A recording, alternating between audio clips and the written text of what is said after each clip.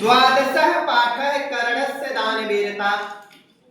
अयं पाठः भासरचितस्य कर्णभारनामकस्य रूपकस्य भागविशेषः। अस्य रूपकस्य कथानकं महाभारतात् गृहीतं। महाभारतयुद्धे कुन्तीपुत्रः कर्णः कौरवपक्षते युद्धं करोति। कर्णस्य शरीरेण सम्बद्ध कवचं कुण्डले च तस्य रक्षके हस्तः। यावत् कवचं कुण्डले च कर्णस्य शरीरे वर्तेते तावत् न कोऽपि कर्णं हन्तुं प्रभवत्। आतेव अर्जुनस्य सहायतार्थम् इन्द्रः छलपूर्वकं कर्णस्य दानवीरस्य शरीरात् कवचं कुण्डले च गृह्णात्। कर्णः सामोदम् अङ्गभूतं कवचं कुण्डले च ददात्। भासस्य 13 नाटकानि लभ्यन्ते। तेषु कर्णभारम् अति सरलम् अभिनेयं च वर्तते। यह अयम पाठ है। अयम का मतलब यह, पाठ का मतलब पाठ। तो अयम पाठ है, यह पाठ भास रचितस्य महाकवि भास के द्वारा रचित कर्णभार नामकस्य, कर्णभार नामक रूपकस्य। रूपकस्य में कौन सी विभक्ति है? षष्ठी। हाँ, तो कर्णभार नामक रूपकस्य मतलब नाटक के, कर्णभार नामक नाटक का भाग विशेष मतलब विशेष भाग है या विशेष हिस्सा है। तो अयम पाठः भास रचितस्य कर्णभार नामकस्य रूपकस्य भाग विशेषः। यह पाठ महाकवि भास के द्वारा रचित कर्णभार नामक नाटक का विशेष हिस्सा है। अस्य रूपकस्य कथानकं महाभारतात् गृहीतम्। अस्य मतलब इस, ना रूपकस्य मतलब हाँ, तो अस्य रूपकस्य, इस रूपक का अर्थात इस नाटक का कथानक महाभारतात। महाभारतात में कौन सी विभक्ति है? हाँ, तो महाभारतात मतलब महाभारत से, गृहीतम मतलब लिया गया है या ग्रहण किया गया है। तो अस्य रूपकस्य कथानकम महाभारतात गृहीतम। इस नाटक का कथानक कहां से लिया गया है? महाभारत से लिया गया है। महाभारत युद्धे कुंती पुत्र कर्णः कौरव पक्षते युद्धम करोति। दिया है महाभारत युद्धे। युद्धे में कौन सी विभक्ति है? हाँ, कौन सा कारक है? हाँ, अधिकरण कारक की पहचान क्या है?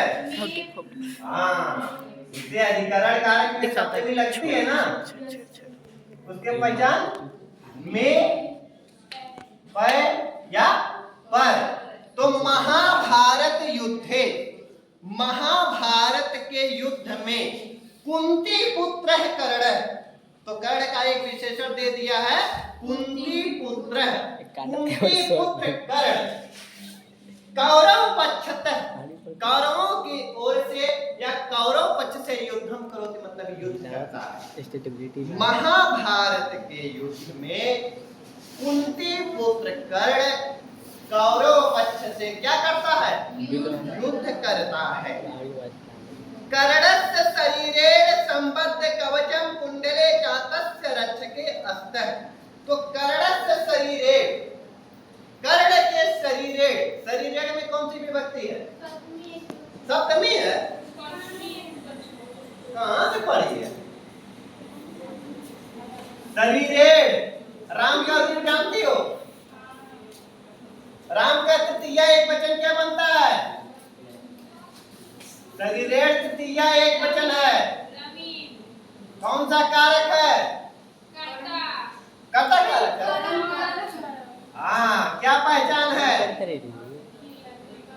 मतलब शरीर से हो जाएगा कि नहीं? तो हो जाएगा कर्णस्य शरीरेण संबद्ध, कर्ण के शरीर से संबद्ध कवचम च कुंडले। कवच च मतलब और, कुंडले मतलब कुंडल। कवच और कुंडल तस्य रक्षके हस्तः। तस्य मतलब उसके, अर्थात किसके? कर्ण के। रक्षके अस्त मतलब रक्षक हैं। अस्त है, ये कहाँ का रूप है? अस्त रूप कहता है ना, अस्ति लट लकार में, अस्त धातु में अस्ति, अस्तः संधि। एक वचन के लिए अस्ति, द्विवचन के लिए अस्तः और बहुवचन के लिए संधि। तो यहाँ पे दो है, कवचम च कुंडले रक्षके अस्तः। कवच और कुंडल उसके रक्षक हैं, किसके? कर्ण के। फिर आगे देखो,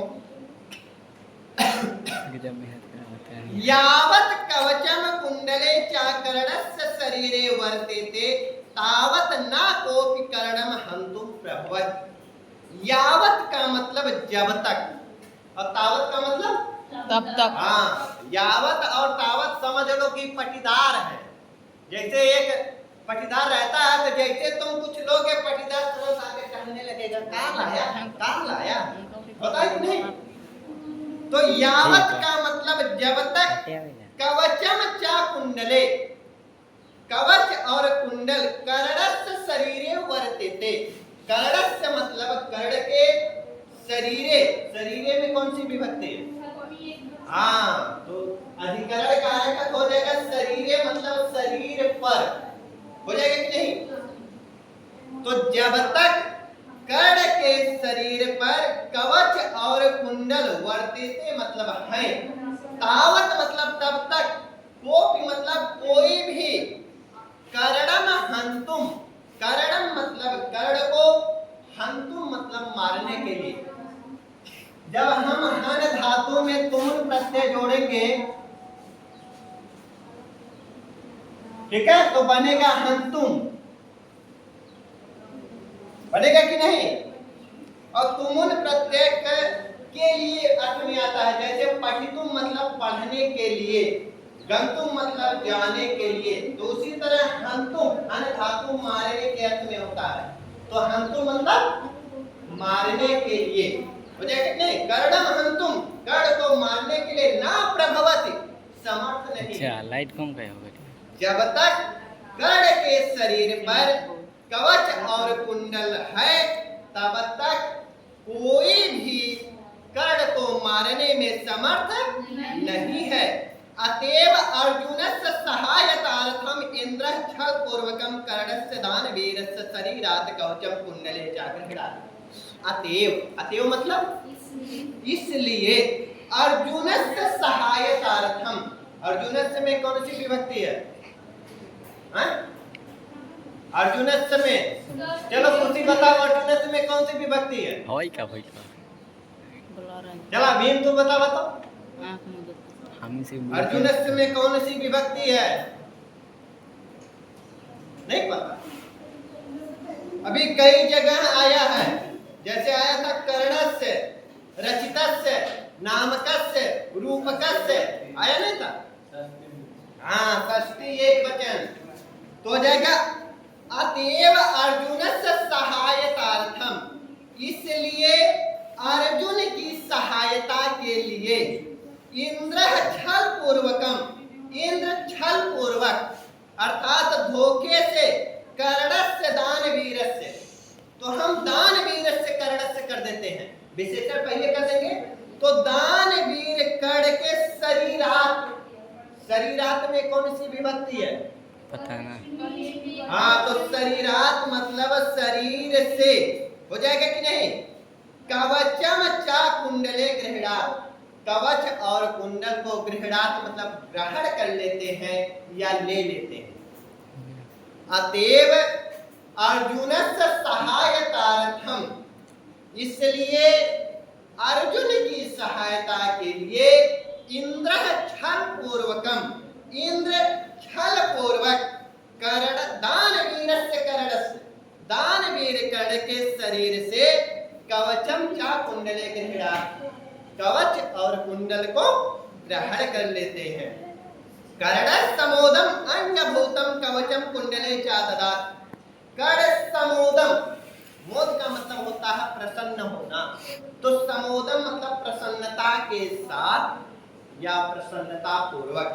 तो कर्ण प्रसन्नता पूर्वक अंगभूतम, अपने साथ पैदा हुए या अपने साथ उत्पन्न हुए कवचम च कुंडले ददात, कवच और कुंडल को क्या करता है?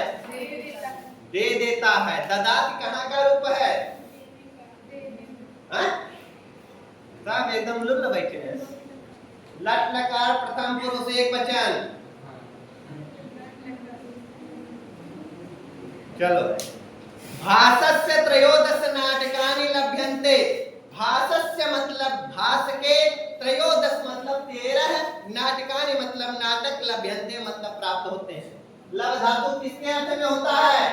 अच्छा हाँ, कहाँ वाली डिप लव धातु प्राप्त करने के अर्थ में होता हो है। गया अब इसका रूप कैसे चलता है? लभते, लभेते, लभन्ते, यह आत्मनेपदी का रूप है। ठीक है, लभते, लभेते, लभन्ते हो गया सर। भास के